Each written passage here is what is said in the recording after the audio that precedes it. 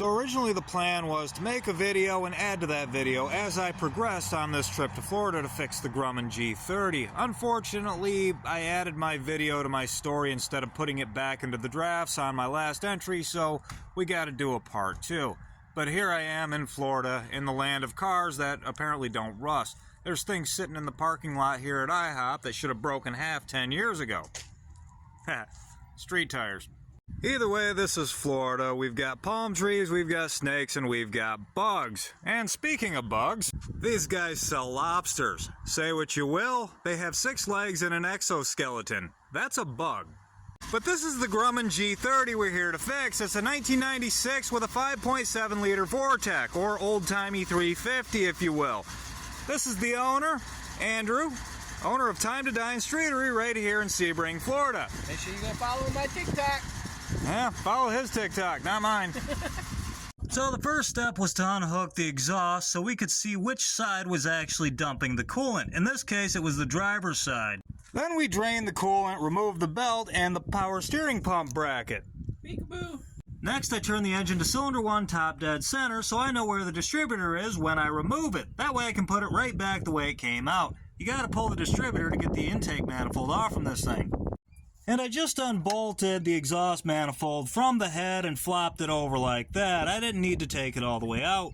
So I pulled the intake manifold and the head. I got a little carried away, so I didn't film myself doing it, but you should see the damage. There's hardened steel embedded into the top of the piston right here. And it's missing not 1, but 2 complete valve seats. You can see right here where they bounced around for a little while before being ejected. There's a crack between a water jacket and one of the exhaust ports as well. That's about the full extent of the damage. But we came prepared to replace a cylinder head, so even though it's worse than I thought it would be, it's still not beyond fixing. I'm gonna get on it. Alright, got the deck all cleaned up. Start by putting on this pretty gasket. Let's go for the head. Now, the trick is to set this thing on here perfectly without scratching up the deck, like such.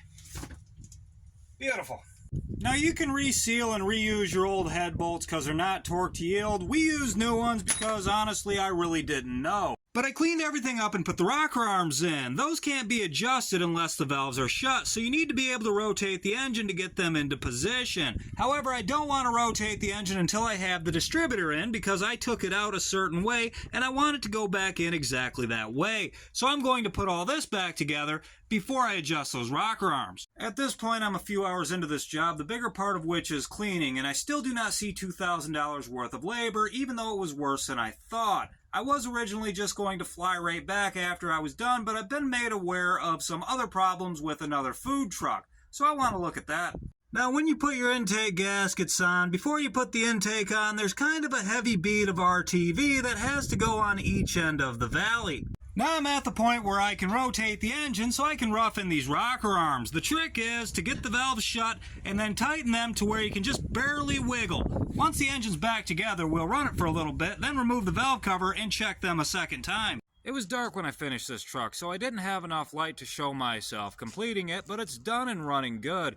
It took quite a bit longer than I thought. I didn't anticipate so many trips back to town to buy tools. But here we are. It's over. If you're wondering what a Grumman G30 is, it's just a Grumman step van body on a P30 General Motors chassis. And if you're wondering about Time to Dine Streetery, they don't just do lobster and other bugs. This stuff is just a small part of an ever-changing massive menu.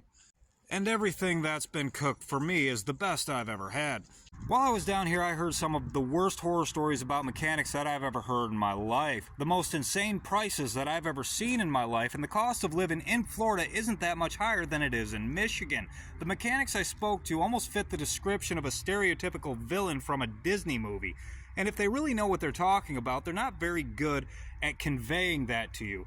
But if you're wondering why I came down here, it's because I was absolutely appalled by the prices that I heard from my friend down here when he told me what it would cost to fix his truck. So I just wanted to come down here and see if it was actually worth it. And it turns out, yes, I could fly down here and make 5-10 grand every other week, all day long. Honestly, Florida is like the last level of Doom 3D, where you land in hell and you've got infinite ammo, infinite everything, and you just shoot things until you eventually succumb. But that's my story about my time in Florida fixing this beast right here. So until we meet again.